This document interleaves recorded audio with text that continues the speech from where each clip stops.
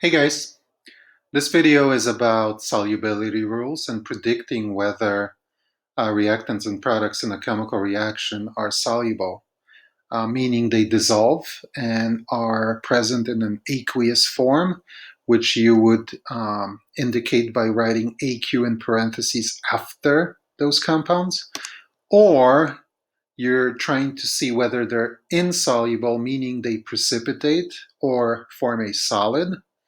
And that solid, those substances would be indicated by putting an S in parentheses after the formula of that compound in the chemical equation.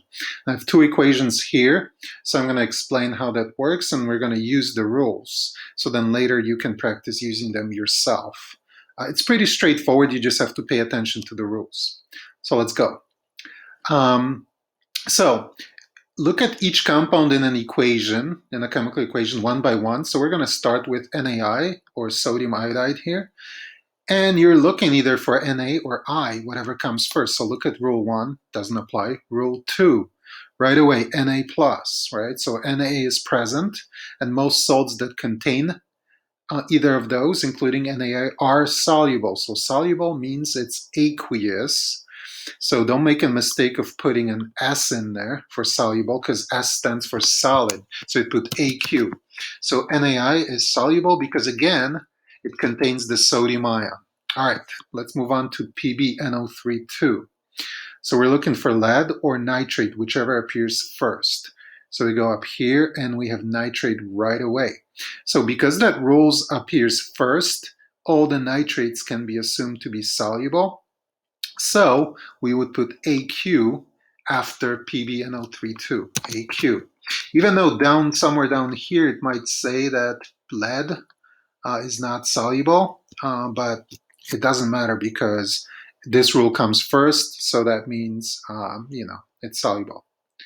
Okay, PbI2. Let's take a look at that. So if we look, the third rule, because none of these talk about either lead or iodide, but this one does. This one talks about chloride, bromide, and iodide salts being soluble. However, you have to look at exceptions. In this case, Pb2 plus, lead 2, is an exception. So any compound with that has chloride, bromide, or iodide that has lead would actually be not soluble. So it's an exception to that rule. Therefore, PbI2 is actually not soluble. So it precipitates. It's actually a nice yellow precipitate, and you would put an S there because it's a solid.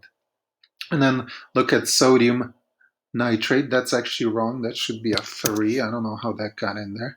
But anyway, sodium nitrate is, again, sodium, rule 2 ion.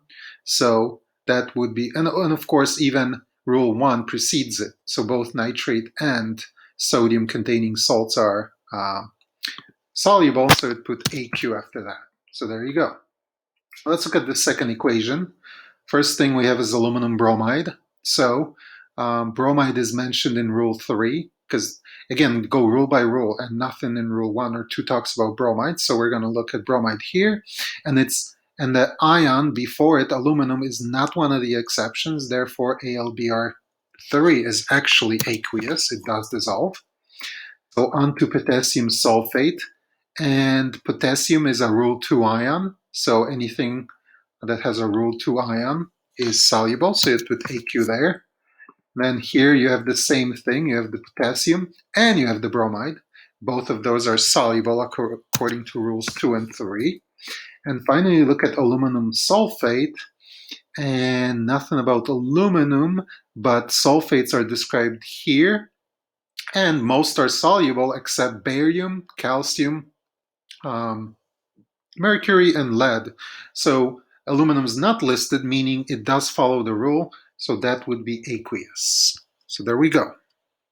We will put AQ, and there you go. And that's how you do it. And just be careful, because sometimes what's going to happen is you're going to see, salts that maybe a couple rules apply, or they're an exception, and you might have to go further down the list to find them.